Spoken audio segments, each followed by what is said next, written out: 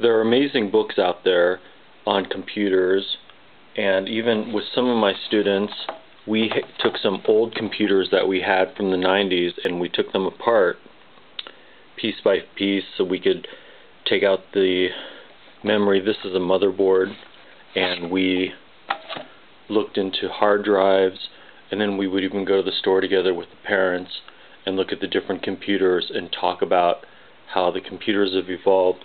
And here's some of the books that I use even with my 3-year-old. Of course, he's 3, and I get a lot of parents arguing that, you know, there's no way that he could comprehend it. It's more of an introduction in the fact that books are where we get information to learn more about Craigslist, Nintendo, Google, and even with this book in the personal computers. It's also a vocabulary booster so that children become more aware of the vocabulary. You can hear my son now. He's screaming because he wants to come in as I'm showing these books. These are just a few that I'm using right now to read with my son. For example, personal computer, graphic library, and you can see there's a different, it's like a cartoon, but it goes into the building of the products, the first personal computers, Apple, Steve Jobs, and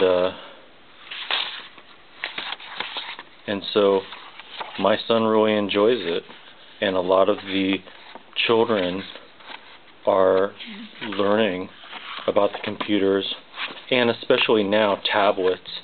A lot of kids are getting into the tablets, and they have these books with the tablets. So here's Google, and it has different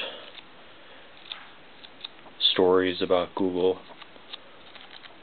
And Nintendo, when my son got his first Nintendo after a Thanksgiving rush on Black Friday, they had a deal, and he was playing around with the Nintendo. And then Craigslist.